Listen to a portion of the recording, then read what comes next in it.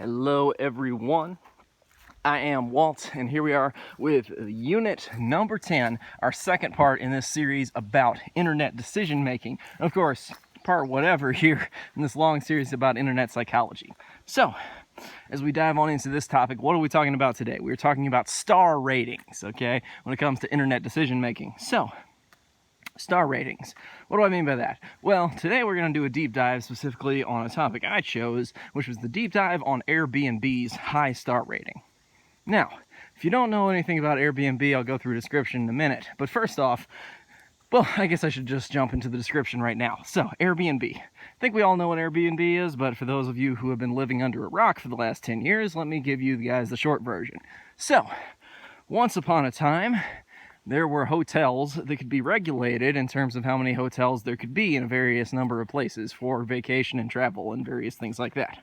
And so people wanted to go and stay places, so you'd either have to stay at a bed and breakfast back in the old days, or modern day, the hotels and stuff like that. People didn't like doing that so much, and other people would sometimes be leaving their places to go to their vacation houses, or to go to other places, do a number of other things, you know? They'd be out of town at various points, and they'd like to make some money off their place while they're gone. Thus, Airbnb came along that allows anybody to be basically a small hotel, or basically a BnB.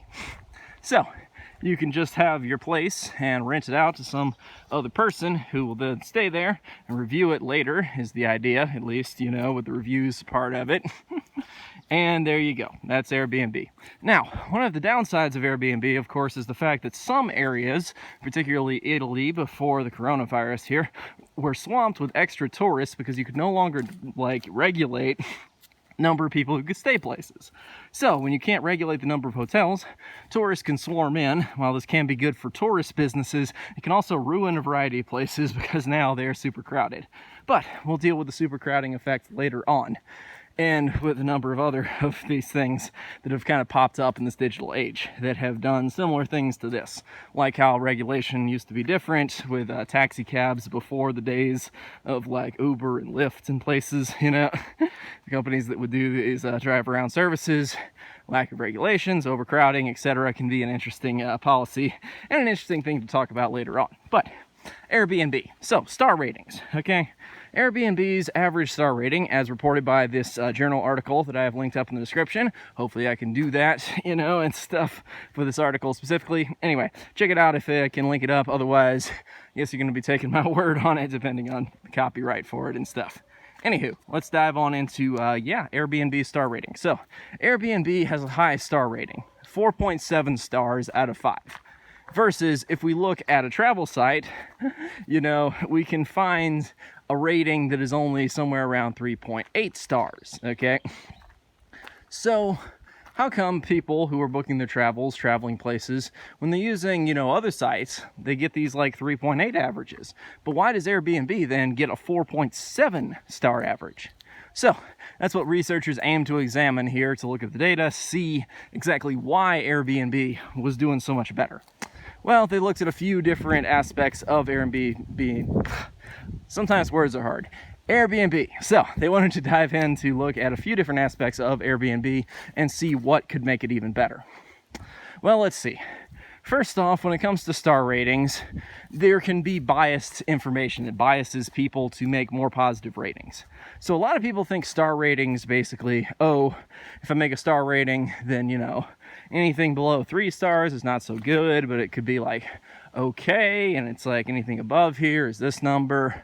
But you'll notice you have a really hard time finding lower ranked hotels, as one of these other articles points out. Hopefully I can link that one up as well. But yeah, it's like, how easy is it to find a 1-star hotel or a 2-star hotel? I think it's possible, but some people say that this is, you know, very, very difficult. You'll notice everybody listing higher star ratings.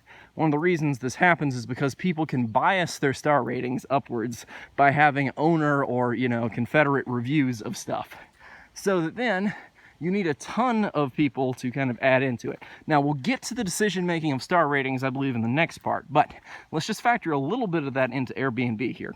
Okay, so you could easily have things that are biasing people to, you know, rank things more positive here. But of course, you can also have the fact that people tend to not rank things with low ratings unless they are terrible. You know, people tend to give slightly higher ratings. Also, you're less likely to rank something unless you are either really happy with it or really unhappy with it, or you're getting some reward out of, you know, doing this whole thing, as certain things try to do, you know. I know a number of apps that give you the star rating right after you just win something or do something that's going to make you feel positive. I think that's always funny for how they bias their reviews. Anyway, Airbnb. So Airbnb has this higher star rating. And so they tried to look at places that were listed on a variety of sites besides Airbnb and also Airbnb. Some of the different locations, people's ratings for them. And they found that while you could explain some of it, there was still no overall explanation for why Airbnb had a higher star rating. That even after factoring everything in, it's still uncertain, and more research needs to be done on what exactly makes Airbnb such a lovely service. Do people just love it more? What gives it that extra, you know, kick? What gives it that special sauce? They said maybe because of the small nature of it, you have higher people's, you know, like higher host incentives to do a good job, because, you know, people want to have better reviews on their stuff. And with Airbnb, if you're competing against all these higher end places, you know, if people can stay at every other house, then you need to provide a really high end service. Otherwise, you know, you're out of having your place getting a chance of being rented, unless you're in one of those places where people don't have much choice. But considering that there are people everywhere, a lot of people are listing their stuff on Airbnb, so one point could be made for competition. But beyond that, there isn't too much to explain what exactly gives it this high star rating. Do we have bots? Do we have fake reviews? Do we have Confederate reviews? Do we have, you know, some other policy that is getting the star rating up? It is up to some speculation at this point, but only scientific data will tell us. We can speculate all day, but that won't tell us exactly what the answer is. So, after a study, we have a negative result to say, you know what? It is not entirely explainable why we have this difference between 4.7 stars for Airbnb and 3.8 for your hotels and stuff. You know, it's just to say Airbnb gets higher ratings at the moment. So we'll see how this pans out in the future and what future research says. But anyway, that is about it for this video. Thank you guys for watching. And I will see you guys with the next part of Unit 10, Internet Psychology Decision Making. Aw yeah. See you then.